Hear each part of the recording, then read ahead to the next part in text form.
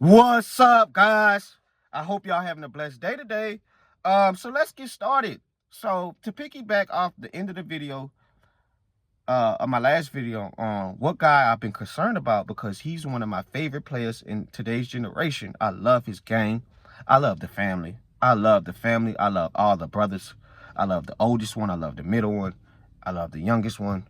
And I love the father as an African American black father, instilling confidence, unshakable confidence in his sons. The father is a man's man, and that is LeVar Ball.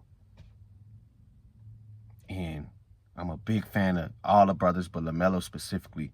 Watching him play basketball so gracefully as a fan. If I want to pay money and get my money worth, I know that kid is going to make me big-eyed. He's going to make me big-eyed. I'm looking forward to going to see him play. But as a winner, it's starting to get concerning, guys. We're going this season, he's been in year 5. Going into next season, he's going to be in year 6, and we still waiting to see him in May and June in playoff time. He's still waiting. And it's been rough in Charlotte. It's frustrating because now you see his peers. You see the Cade Cunninghams. You see the Anthony Edwards. You see the Jalen Greens. You see the Paolo Bancheros. They're getting there now. Cade Cunningham, he's going to be gone. And guys, don't get me wrong. I'm not an idiot. Everybody's situation is different. Lamelo Ball's situation is different from Cade Cunningham. Lamelo Ball's situation is different from Jalen Green and Paolo Banchero and Anthony Edwards. It's different. They've been able to make free agent pickups and draft well. Nobody don't want to go to Charlotte like that, guys, in the offseason. So everything Charlotte got to do, they got to draft perfect to nail their draft picks. And it can happen. Look what OKC is doing. It can happen. I want LaMelo to trust this process. Trust it. De'Aaron Fox finally took the Sacramento Kings to the playoffs. It can happen. But it's been frustrating lately. So for him, ever since he's came in the league, let's look at his catalog with wins. So his rookie season, 23 games won while he was on the court, 53 games played, 43 win percentage, 15.7 points per game, 2022. 39 games won while he was on the court, 75 games played, a 52 win percentage, 20.1 points per game. I think that was his all-star season. 2023, 13 games won, 36 games played, 36 win percentage, 23.3 points per game. 2024, 6 games won, 22 games played, 27 win percentage, 23.9. This season, 10 games won while he was on the court, 29 games played, 34 win percentage, 25.4 points per game. So in 215 games played, he's only won 91 games. And it's been rough, guys. Now, they got rid of their coach, Steve Clifford. Steve Clifford may be one of the worst coaches I've ever seen in the NBA. I don't know how he lasted this long. He could be an assistant coach, but he's not head coach material. This year, they bring in Charles Lee. I think he's a guy that came from Boston program. And, early this year, he had to bench LaMelo, and that's been a knock. That's why coaches are frustrated with around the league. That's probably why LaMelo didn't get to an all-star game, because a lot of these coaches, they don't like when you come down early in the shot clock, crossover, hesitation, step back, three-point shot. And it goes in, and it goes in.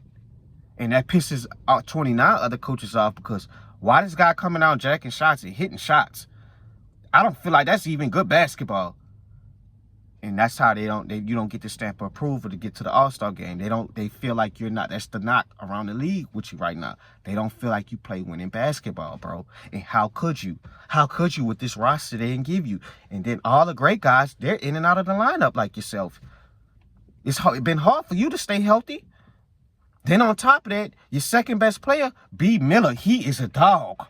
He is going to be a dog. He's baby Paul George. He have no weakness in his offensive bag. My best friend was right about him. He was high on him coming out of college. And it's paying off for his skill set. He reminds me of Paul George. can play the defense, can guard twos, can guard threes,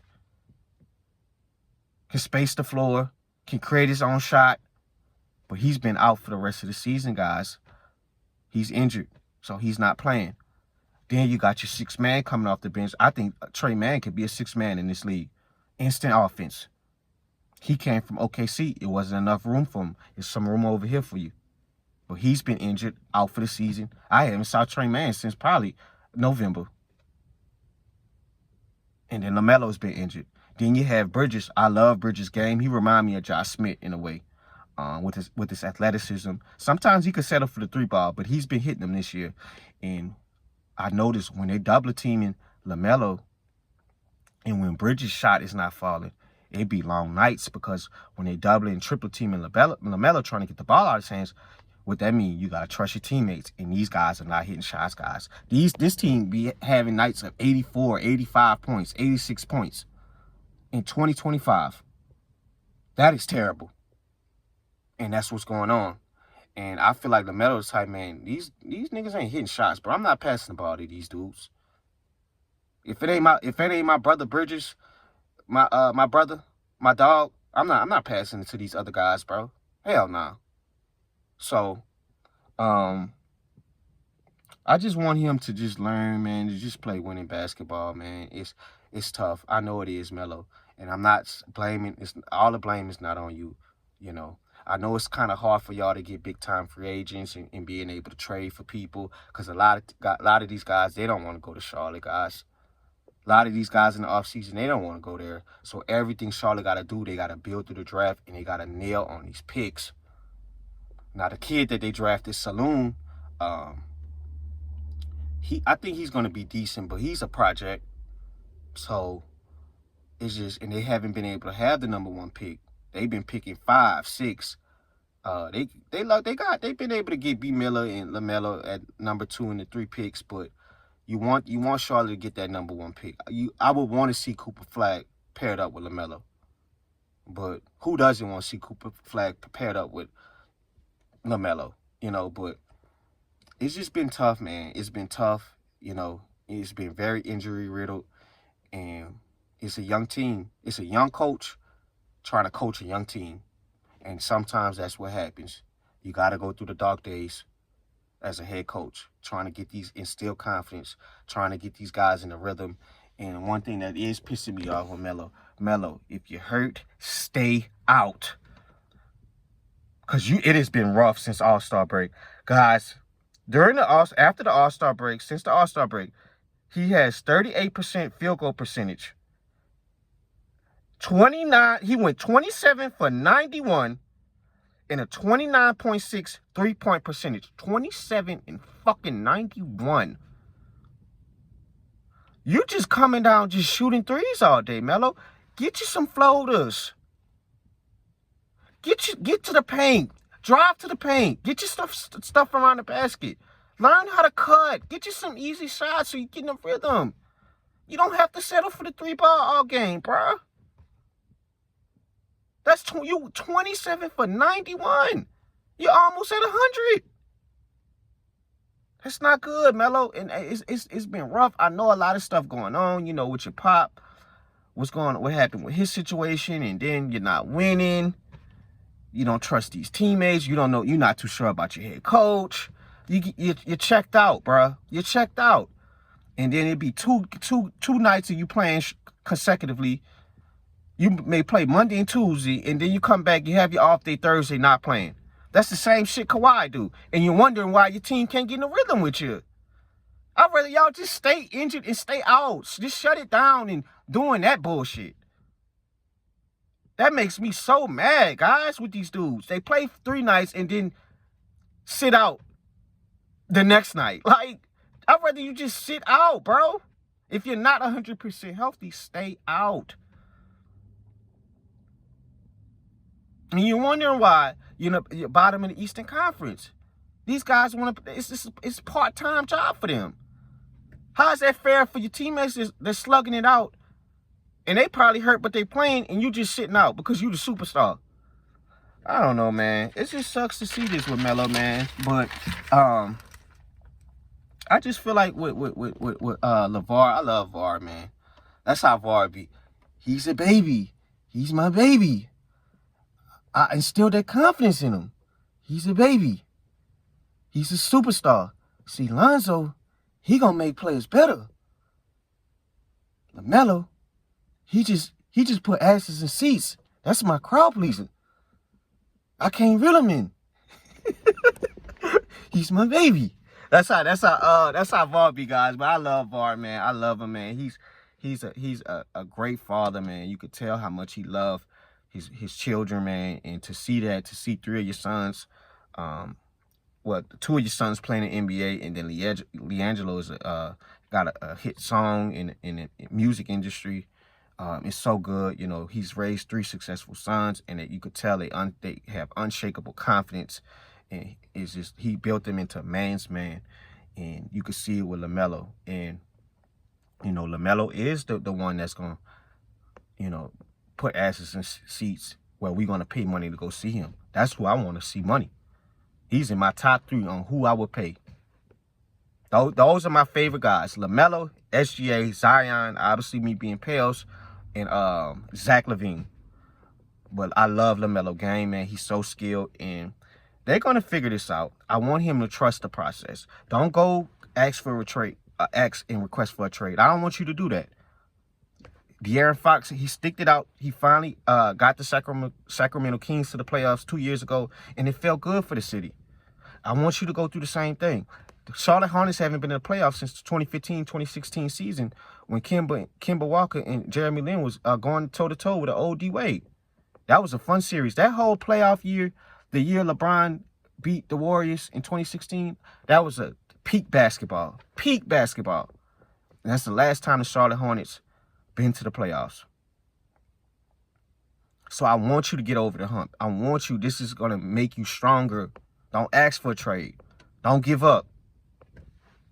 Y'all gonna figure it out. Y'all finally learning how to draft well. You draft Mark Williams. You draft yourself. You draft B. Miller. Y'all gonna figure it out. Bridges has paid off. You know, Michael Jordan was screwing a lot of shit up in the early 2010s. Drafting these garbage guys. Michael Kidd, Gilchrist shooting like this. Shooting like this.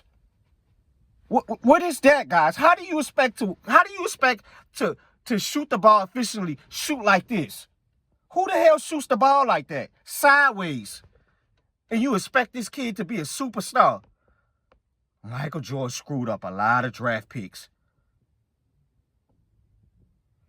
So, we'll see how they'll do next year. The season is obviously over for this team. I think LaMelo should just go ahead and shut it down. Get your mind back right. I know this has been a stressful season for you, man. And I know you look very uninterested when you're on the court. He had a hell of a game when they played the Lakers. He had hit some clutch shots against Luka. But it's just, for the most part, they may win 1 game, and the next 13 games end with losses. That's why you have the record. It's just this team is young. Then I see the little Nick Smith kid. He's starting to grow as his minutes is starting to grow with the injuries. He looked like it looks like he has a lot of potential, but it's just young guys. It's really no veteran leadership. They need a DeRozan, like a DeRozan or a Jimmy Butler type of vibe in there to show these young guys how to win, you know. I know Taj Gibson and Seth Curry are one of the older veterans on the team, but, you know, they're not getting much minutes. It's only so much they can do. You know, you need an on-the-court presence. You need that Chris Paul in there to show them this is how you need to win. Veterans like that have been in the league to show these kids how to win. Because I honestly think LaMelo don't trust his teammates outside of his brother Bridges, and he not too sure about this head coach. And they always going to pick the player over the head coach. So we'll see. But I'm excited to see how his future is going to look because he's box office. He's a superstar, just in a terrible situation. And it's just important for the Hornets to draft well because, like I said, not too many players are going to want to come. You're going to get the second wave of guys in free agency. Great players like your Gordon Haywards, like your Al Jeffersons, but you're not going to get the cream of the crop, top elite guys. And that's why it's important you got to hit on your draft picks. So this tandem of Lamelo and B Miller is going to be a force to be reckoned with. So I'm excited for their future because I know that Lamelo can be able to turn it around. You just got to trust the process, guys. So that's all I got for today. I'm out.